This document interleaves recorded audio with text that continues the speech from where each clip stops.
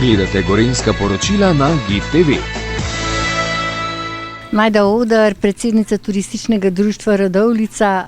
Bliža se pustni čas in v Radovljici vsako leto pripravite tudi en tak čudovit karneval. Nahajava pa se na Linhartovem trgu, kjer je tudi prizorišče. Kaj se bo dogajalo? Veliko tega.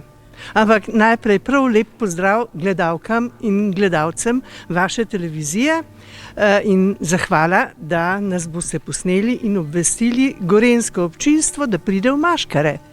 Torej, kaj se bo dogajalo? Začelo se bo pravzaprav s pustnim debelim četrtkom, kot mu rečemo, in potem do srede bo vsak dan nekaj, tako rekoč. Na pustni četrtek ali debeli četrtek bo priložnost za vse gostince, da nas postrežejo s pustnimi jedmi, s starimi okusi, z mastnimi, slastnimi in tako dalje jedmi, in kar privoščimo si jih, saj vemo, za pustom pride post. In takrat ne bo čas za krofe in štravbe in podobne stvari. No, potem bo prav tako na pustni četrtek ob 17. uri v Mežnariji, v Preddverju, tamle, otvoritev fotografske razstave Srečka Piriha, Pust 2024. Tam se bojo maske videle, kakšne so bile lani, se malo primerjale, razstava bo na ogled tudi pozneje in se jo boste lahko pogledali. Na pustni petek, če lahko tlele pogledam, proti Graščini, se bo v baročni dvorani v prvem nadstropju odvijal ples v maskah, ki ga organizira Lions Club Bled. To bo dobrodelni ples, zbirali bojo za dobre namene, brez maske nanj ne boste mogli, ampak masko gor pa pridite in zaplešite. No, to se bo dogajalo v petek. Glavna stvar tega našega pustnega časa je pa vedno pustni sprevod. Turistično društvo Radovljica ga pripravlja že od leta 1996 in od takrat se je zvrstilo neskončno število mask. No, da povem, kako se bojo stvari odvijale. Pustni sprevod se bo zbiral na Cankarjevi ulici pri Petrolu.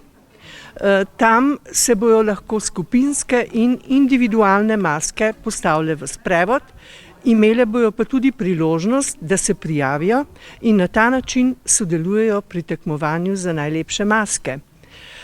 Točno ob 14.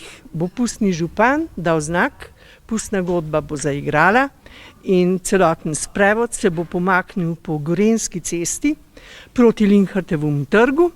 Vmes pa bo imel kratek postanek pred gasilskim domom, kjer se jim bo pridružila velika skupina korantov iz Dravskega polja. No, barvita in glasna skupina bo zabavala občinstvo vse od gasilskega doma pa do srednje ekonomske šole in do Linhartovega trga, kjer je cilj sprevoda. Kakšno pa je pustno izročilo, ki ga lahko pogledava nazaj? Ja, zelo bogato. Pravzaprav je to pustno izročilo Radovljice bilo nekak povod, da smo se leta 1996 odločili za obuditev pustnih prireditev. Že leta 1900 etnolog Niko Kuret poroča o tem, lahko preberem točno, kako pravi, so imeli v Radovljici pokop pusta. Kako se je izrazil, čisto na kratko. Spored so razglasili na posebnem mrtvaškem listu. Na pustni torek ob 4:30 popoldne se je vzdignil sprevod in krenil skozi predtrg mimo Graščinskega vrta proti župnišču in pod mestom Udol, kjer so pusta izročili materi zemlji ali bolje otrokom, da so ga raztrgali. No, to je to.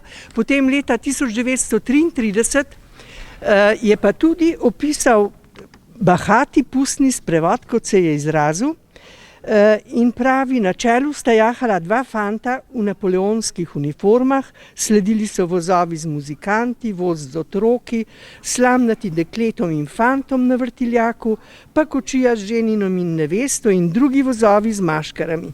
Sprevod je šel skozi mesto, nato po pretrgu v Lesce.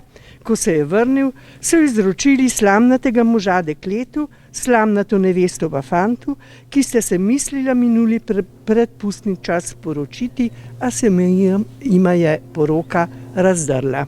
Torej velja le še povabilo v maskah ali brez na vaš pustni karneval. Ja, tako je. Šeme pridite v čim večjem številu.